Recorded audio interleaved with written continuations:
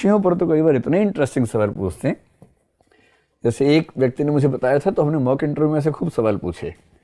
जैसे हिस्ट्री के व्यक्ति से कोई ये पूछे कि यार ये बताओ, ये जो कमरा है जिसमें आप इंटरव्यू दे रहे हैं, मैं जितने सवाल बता रहा हूँ ना, अगर आप चाहें तो फिर अगले सेशन में पूछिएगा, उन पर बात भी करेंगे, कि आप जिस कमरे में इंटरव्यू दे रहे हैं, मान लीजिए कि अभी अचानक कुछ ऐसा हो कि सभ्यता खत्म हो जाए और उसके 500 या 1000 साल के बाद खुदाई में ये कमरा फिर मिले नए लोगों को जो इतिहासकार हैं, और इस कमरे में हम सामने 4-5 लोग बैठे हैं, सामने आप बैठे हैं, हम सब ऐसे ही बैठे हुए हैं और हड्डियों का ढांचा बचा हुआ है, स्केलेटन बचा हुआ है।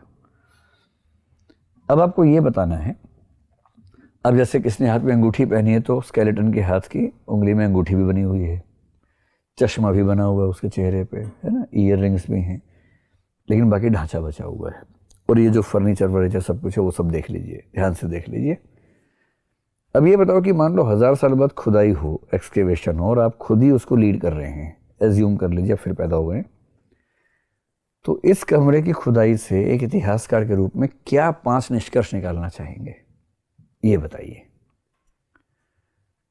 असली सवाल ये होता है, ये थोड़ा ना होता कि आप इतिहास के विद्यार्थी हैं, अच्छा ये बताओ कि अलाउद्दीन खिलजी ने चित्तौड़ पे हमला कब किया था? सर 1302 में या 3 में? सर 3 में जनवरी में या फरवरी में? ये सवाल थोड़ा ना है, ये तो टुच्चापन है, ये सवाल थोड़ा ना है।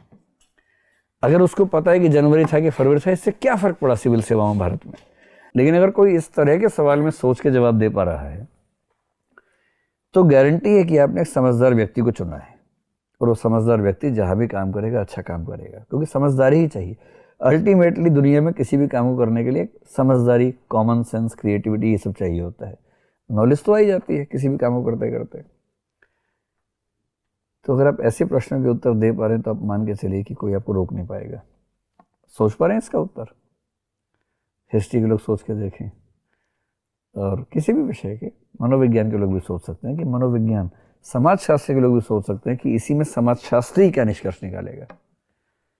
भूगोल के लोग भी निकाल सकते हैं कि इसमें भूगोल का व्यक्ति क्या निष्कर्ष निकालेगा, क्योंकि उस कमरे में ऐसा कुछ ना कुछ होगा जो आपको भूगोल, जो आपको इकोनॉमिक्स, जो आपको साइंस चेक, जो आपको इन सब विषयों के बारे में इंसाइट दे सकता है।